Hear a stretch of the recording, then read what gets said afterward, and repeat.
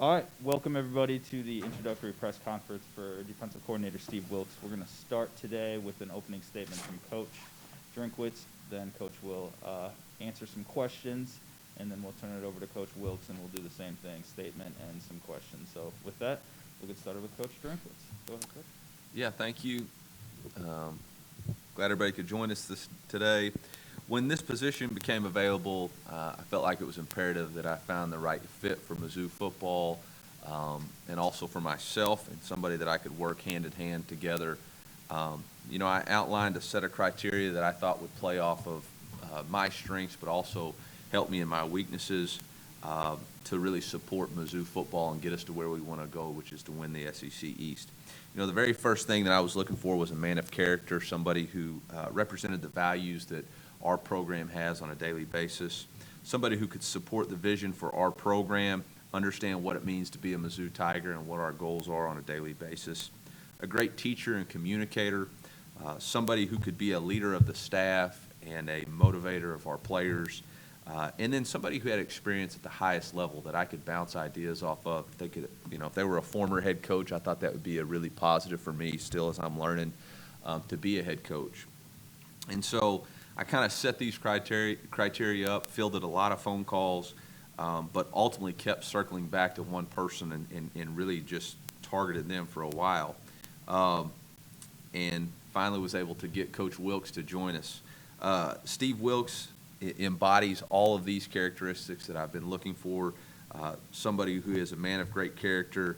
We are excited to welcome his wife and 3 kids to our program. Somebody who has a great reputation for a strong defense and defensive football. Somebody who has great reputation in the coaching community as far as being a leader of men and motivator of players. You've seen the outpouring of support on social media from former players who are congratulating, including former great Tigers like Marcus Golden, talking about how much fun it was and how much respect they have for Coach Wilks. I know that he'll be a leader of our staff, and obviously his experience, not only in college football but in the NFL, will be invaluable to us as we continue to chase our goal to win the SEC East. So with that, I will open it up for questions, and then we will turn it over to Coach Wilks. So, questions? Looks like first one's going to be Gabe DeArmond, Power Mizzou. Go ahead, take it away, Gabe. Yeah, Eli, I know every coach generally has kind of a list in their back pocket of, hey, if I ever need somebody, these are some guys I want to talk to. Is that something that you had, and how prepared were you for the possibility of maybe needing to go on this search when Ryan left for Illinois? Yeah, I mean, I've always had a list of people. I had first got to know Coach Wilks last year when I was at Appalachian State, and actually knew of him just being at North Carolina State, knowing the defense that he was able to put together with the Panthers. And so, he was somebody that I always had a tremendous amount of respect for, and there was an open line of communication there. Absolutely had a list ready to go, and I'm ready at really just about any position, to be honest. Next up is Dave Matter from the St. Louis Post-Dispatch. Go ahead, Dave. Hey, Eli, the fact that Steve hasn't coached at the college level for a long time, how closely did you have to look at that when taking into consideration just the recruiting aspect and then just being out of the college game? Yeah, it was one thing that I considered, just because I do think there are some distinct differences in the game. But because he had experience in college football, I think most recently at Notre Dame, I knew that there was going to be a familiarity with what it was in recruiting. I know there's a familiarity with what football is, and I think you're seeing, some success with NFL coordinators coming down and joining us in the college game. But the most important thing, and you'll see when you get to visit with him in recruiting, he's a great communicator. He's somebody that's going to be identifiable with. He's somebody that recruits are going to immediately recognize as somebody who can get them and develop them to great men, but also great football players. He's got experience in the NFL. He's going to have more experience on the NFL side of football than any other coordinator in our conference. He's got more experience in the NFL than, I believe, any coach in our conference. So for that to be, the stated goal of most of our players to get there that we recruit, why would you look anywhere else than with Coach Wilks and what he's done in the past on the defensive side of the football and what he's going to be able to do developing those players here. So to me, I thought it was going to be more of a strength than any type of weakness. And recruiting is all about relationships. And again, once you get a chance to visit with Coach Wilks, you'll see that I don't think that's going to be a problem. Ben Arnett, KOMU TV, go ahead. Eli, when you look at some of those pro to college success stories you just referenced, what translates well from the NFL to college? Well, I mean, player development, schematics, wanting to do it at the highest level, holding players accountable. Experience is the best teacher, so he's going to be able to immediately walk in and tell these guys, hey, you want to play at the NFL, these are the things that you have to do. There's a lot of coaches who are selling out there that, hey, if you want to go to play the NFL, this is what you need to do, but they haven't coached in the NFL. They haven't coached, in Super Bowls and in NFC championships. So they're saying what they think it is. He's going to be able to say, this is what it is. This is how you do it. This is what that experience is like. And I think, again, just a man of character, somebody that we're all going to have a tremendous amount of respect for because of the wisdom that he brings and the way he relates, a standard of excellence and a standard of discipline. So I think it's going to translate really well. I mean, the worries are whether or not, RPOs and hashes are a little tighter. I think football coaches can figure that. But last time I checked, it's not like they play with 12 and motion towards the line of scrimmage. It's an 11-11 on football game. Mitch, 40, Power Mizzou, go ahead. Eli, you mentioned someone with head coaching experience kind of being a plus. I guess why was that so important to you in this search? Well, I think it was just a plus, but obviously somebody who's gone through some of the same things that we experience, whether or not it's player discipline or schedules or, dealing with things that only people understand that have sat in that head coach's chair. There's only one way to understand that, and that's for you to have sat in it, and Coach has sat in that chair. Obviously, I'll be able to bounce some stuff off of him, and we've already had, yesterday flying in, just discussions on schedules and what ways we could do some things better. Jack Sobel, the man-eater, go ahead. Like, even as an offensive coach, what are your philosophies on what your team's defensive identity should be and how that kind of lead you to Coach Wilks? Yeah, very simply for us, it's stop the run and have some fun. Number 2, it's confuse, harass, and hit the quarterback. And number 3, it's tackling turnovers and situational football. And turnovers for us, we're going to start calling ball disruption. So for us, those are the 3 things. That's the 3 things that I want our defense to be able to do. How Coach Wilks and the staff handle that is totally up to them. But we're going to stop the run and make a team be one-dimensional. We're going to confuse, harass, and hit the quarterback. We're going to force takeaways, ball disruption, be great tacklers, and understand situational football. If I could ask a quick follow-up, you mentioned the turnovers part. Wilks' background with the Lovie Smith tree, which is pretty famous for forcing a lot of turnovers. Is that something that really appealed to you when you were looking for a coach? 100%. Yeah, I mean, I appreciate the great research you did on that to understand that was absolutely something that has always been a part of what Coach Wilks' defensive identity has been. Eric Blum, Columbia Tribune, go ahead. Eli, I'm wondering if you went back and watched any of the defenses that he ran either with the Panthers or somewhere else, and what were your observations of that led you to okay, this is a guy that can come here and have success? Yeah, I've obviously watched quite a bit of film on a lot of different things. Obviously wish we could get some of those great players from the Panthers to come join us, but no, I think his understanding of knowing how to stop the run, how to force pressure, how to create a defensive identity.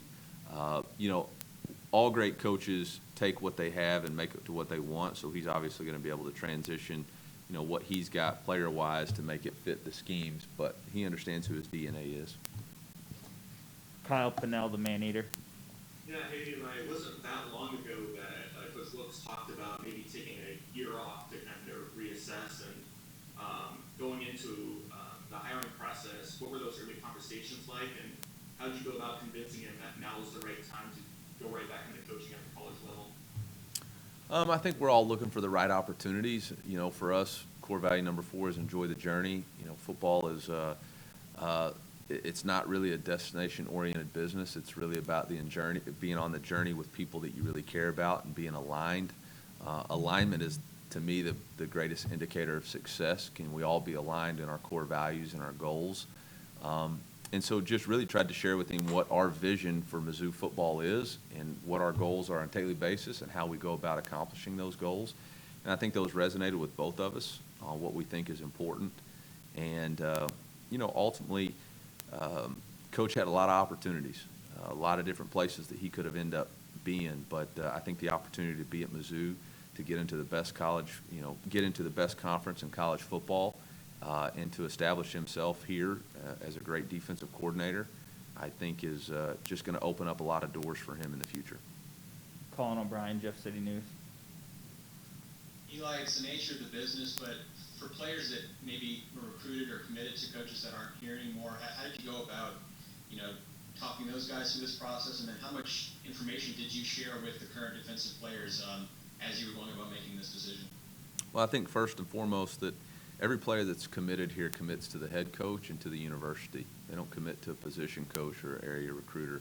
And that's the job of the head coach, is to make sure that he builds relationships with players and families, and make sure that they understand the vision of the program and not necessarily the one person, because what we do know is that assistant coaches do change. That's just part of this profession.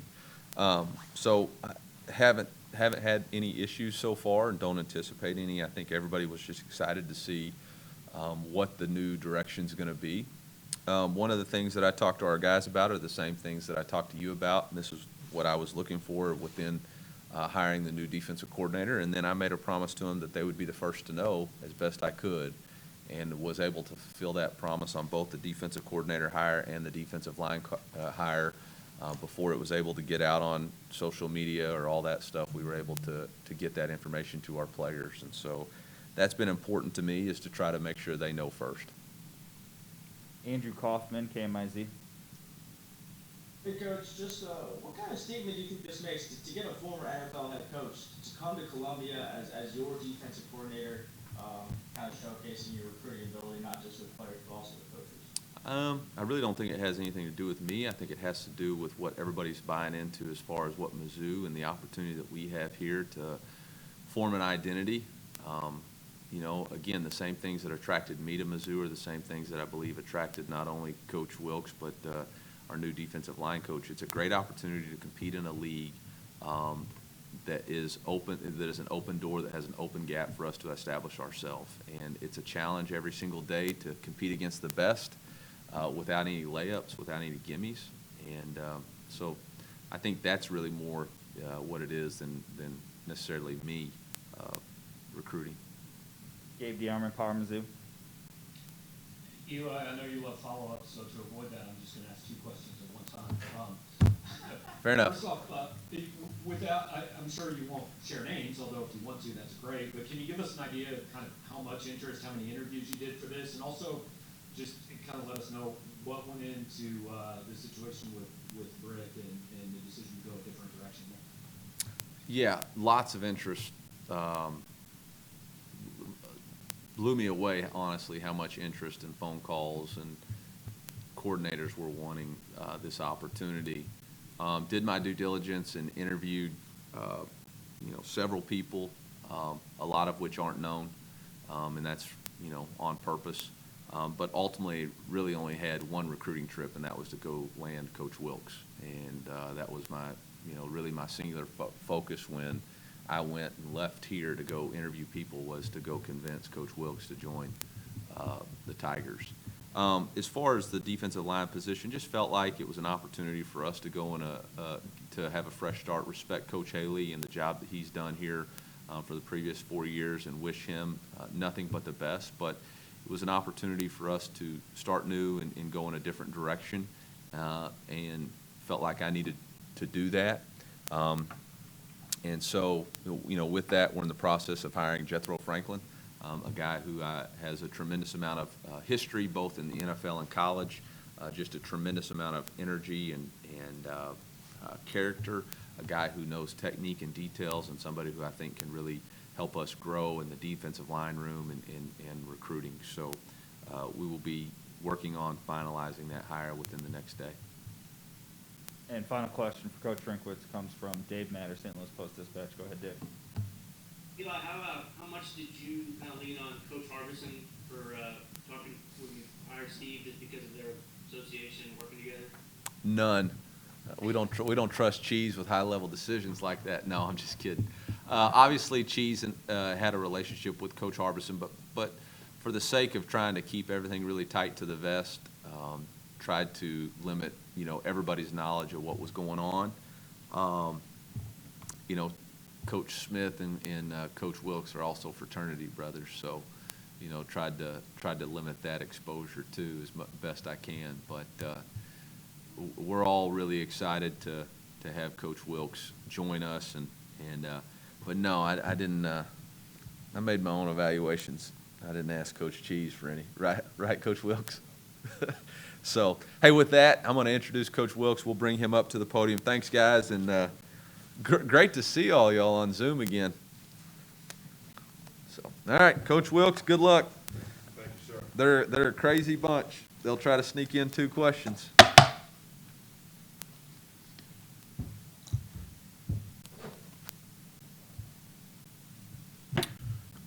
Good afternoon. I'm very excited to be here.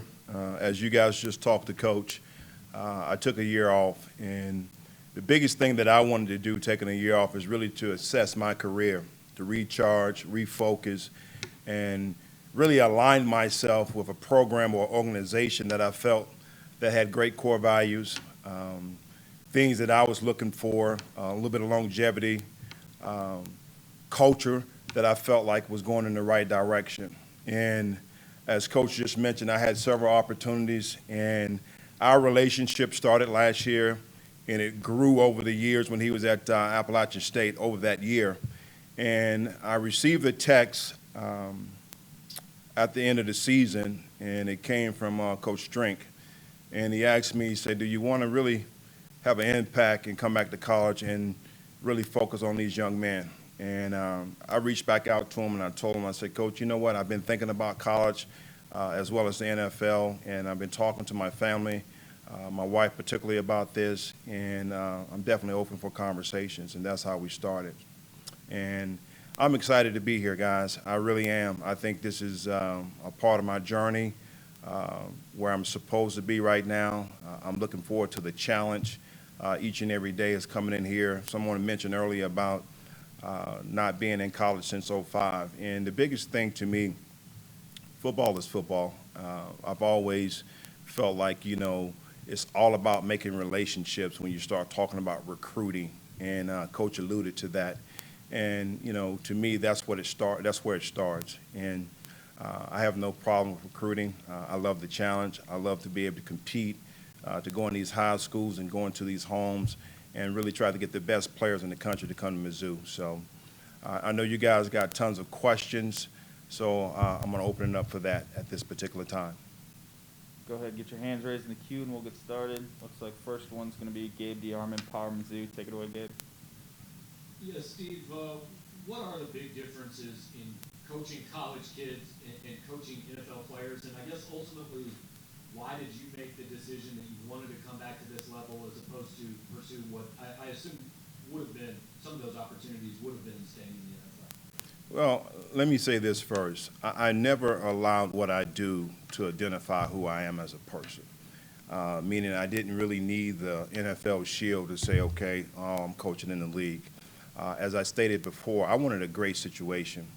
I wanted a situation that I felt was going in the right direction from a standpoint of culture, standpoint of leadership, and I think Coach Drink exemplifies that. And opportunity to be able to come in and compete and coach and teach and really give my skill set to some of these players that I felt like over the years I've done in college as well as in the pro, which is developing guys, So I don't really see it as a big difference. I saw it more to me as a fit and some of the things that I wanted to do, and that's why I'm so elated about being here at this program.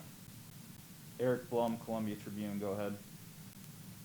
Steve, Eli just mentioned you made one recruiting trip to try and get a defensive coordinator, and that was in yourself. What was the moment, or what was when the light bulb went off that Missouri was the right opportunity right now for you?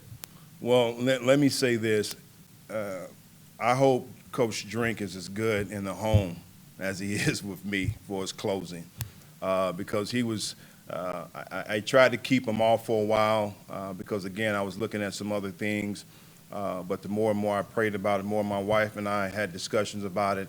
I just knew that after he came down to Charlotte and we had our time for his interview and went out to eat dinner, I just felt the connection. I felt that everything that I stood for, I knew he stood for. I knew it was going to be the right fit. Again, I keep talking about the culture.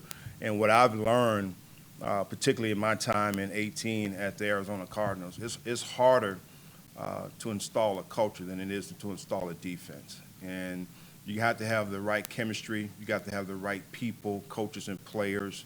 And I felt like he's done a great job in really trying to assemble that here with his staff, and then the ability to go out and not just, draft guys, but go out and really recruit and bring the guys that fit your program in that, you're going to be able to nurture and groom and grow and develop. So that was the main reason for me.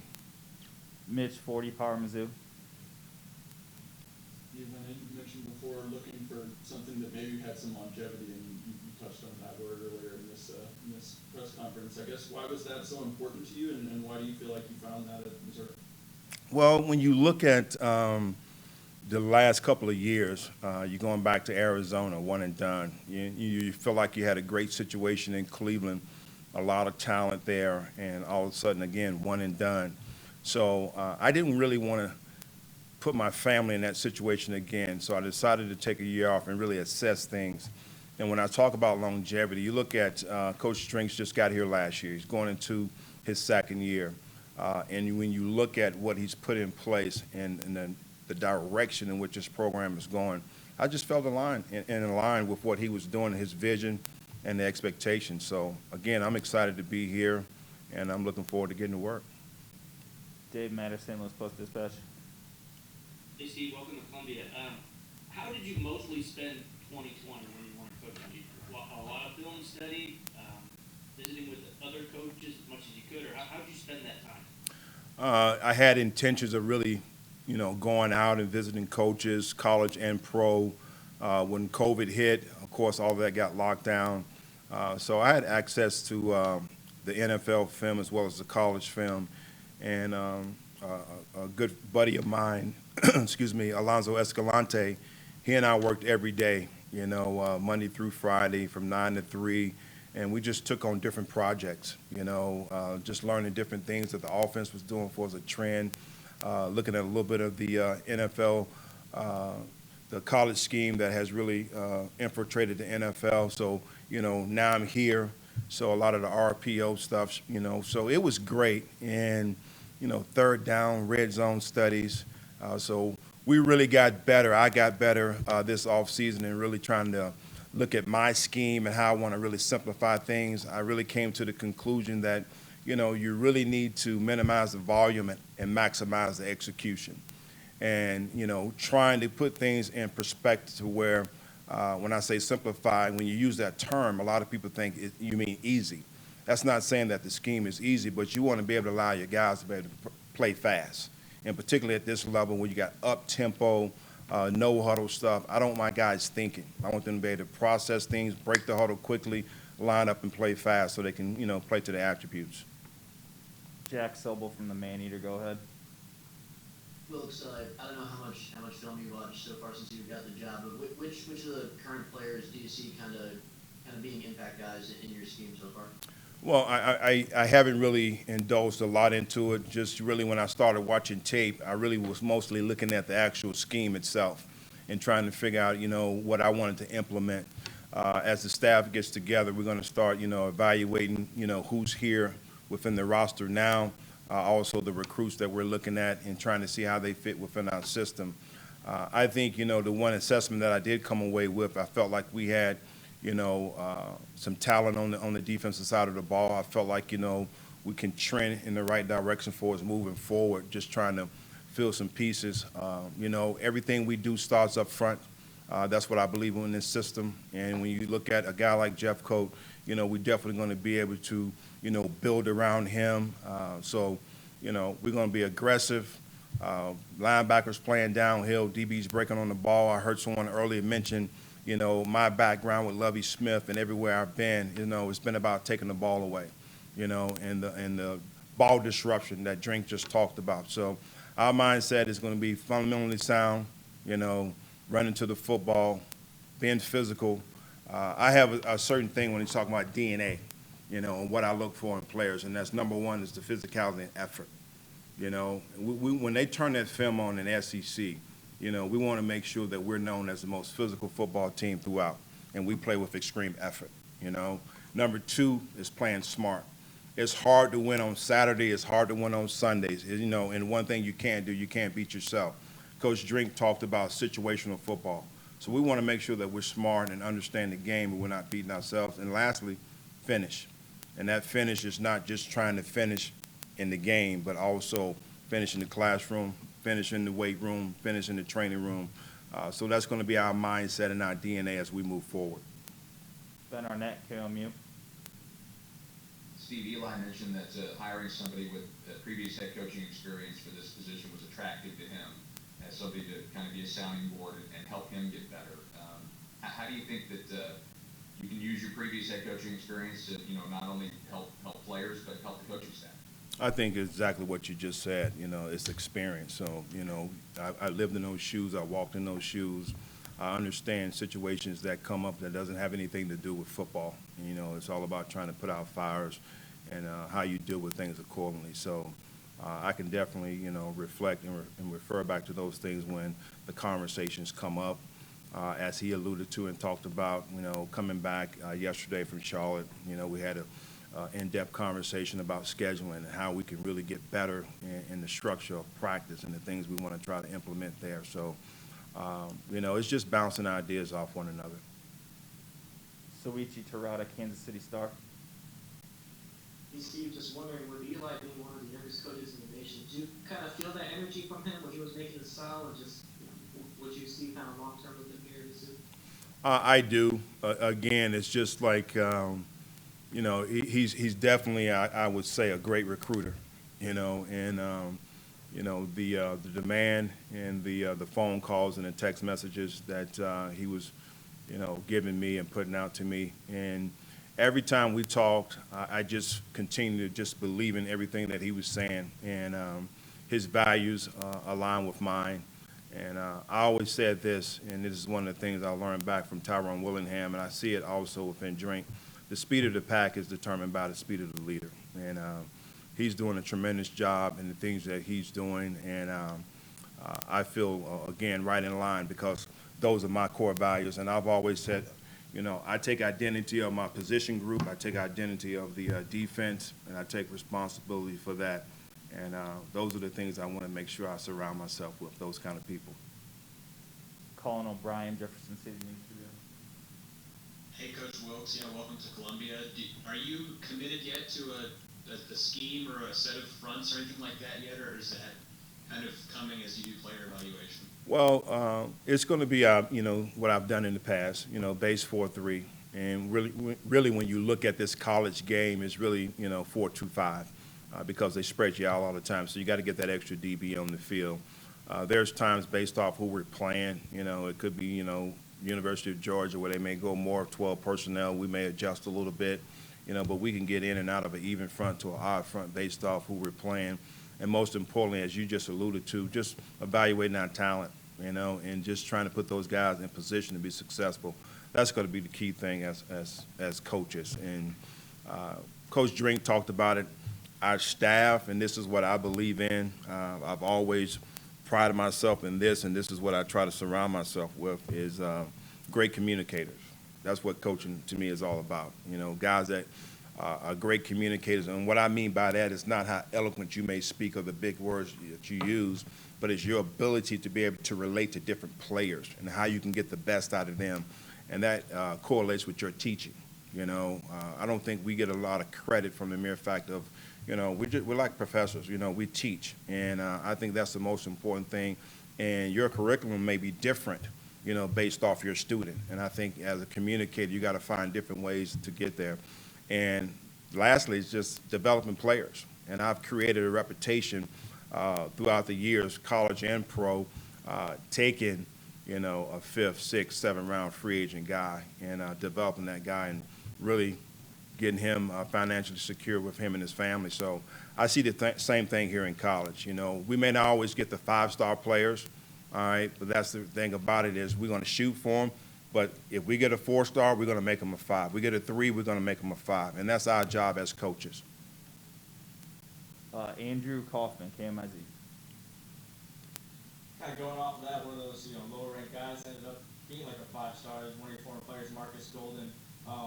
What did he tell you about the Mizzou program? I'm sure you guys have had some conversations recently about the history of Mizzou's defense, especially with when Golden was around. Well, just speaking of Marcus itself, and I was telling some of the coaches, is that, when you really look at the history, and you mentioned Marcus, Alden Smith, Sheldon Richardson, Coney Ely, you're talking about 3 of the 4 that I coached, Carolina, Cleveland, as well as Arizona. So this program is known to get good players, and regardless of where they come in from a standpoint of the rankings, is what we're able to do once they get here. And that's our goal. I know Drink has talked to me about this on several occasions. We got to make sure that within our state, we try to go and get the best players here. And that's where we're going to start, and then we're going to filter and go out from there. But Marcus talked very highly of this place. Of course he would. He has a lot of pride about this university. Told me, he said, Coach, you're going to love it. And one of the great things with me is that, again, it's just the people that you're around, and that's the reason why I think this place is going to be so special. Mitch, 40, Parmesan. Steve, I'm just curious how familiar you are with Jethro Franklin, the defensive line coach who's about to be named or about to be hired, and I guess how involved were you in taking this position? I know Jethro real well. Our relationship goes all the way back to college when we both were on the recruiting trail. He was at University of Southern California, and I was at the University of Washington. So, and then we both got into the National Football League. So I've known Jethro for a while. Tremendous leader. Everything that I just talked about. Great communicator, great teacher. He's developed players over the years. One that I just mentioned, Alden Smith, he coached him. So he is a guy that I feel like is going to bring a lot to the program. Just with his mere fact of just being a fundamentalist. Okay, last 2 questions for Coach Wilks. First is Gabe DeArmond, Power Mizzou. Steve, will you, in addition to being the coordinator, will you coach safeties like Ryan Walters did, or will you reorganize some of the positional responsibilities? Right now, we're still in the process of really communicating that. I'm going to sit down with the staff and just organize things to where I feel like it's going to best benefit us. But I would tell you, I'm chopping at the bit to really get back and have a position. As I talked about before, just looking at the years in Carolina and different places where I've been developing guys like Josh Norman, Captain Mullen, et cetera. 18, I was a head coach, overseeing everything, didn't have a position, in Cleveland defensive coordinator. And, of course, last year taking some time off. So I'm looking to get and have a major impact and put my hands on these guys each and every day. Final question, Colin O'Brien, Jeff City News Tribune. Yeah, Steve, after being out of coaching this last year, I'm sure you talk with active coaches a lot. Just what's some things you learned about the challenges of this profession and doing so while there's a pandemic going on? Well, I think you have to find really creative ways to continue to reach your guys. And that's some of the things that when Esco and I was doing our study, we talked about that in, virtual walkthroughs, where you have animated things where the formation may start out in a 2x2 and then you motion to a 3x1, different things like that. And I showed a little bit of that in my interview with Drink, just saying how we can really reach the guys if we ever get to that point to where we don't have in-person meetings anymore, that, as a coach, as a teacher, you got to find creative ways, again, to get to your students. So that was one of several that we talked about. Okay, that'll do it for today. Thank you, Coach Wilks. Thank you, everyone, for joining us. Thank you, guys. Take care. Good job. Thank you, Coach. And we'll go next door. And then, And we're done for this afternoon. and then at At 4:30, talk to me about that. With Paul Feinbaum. Mhm. So that will be a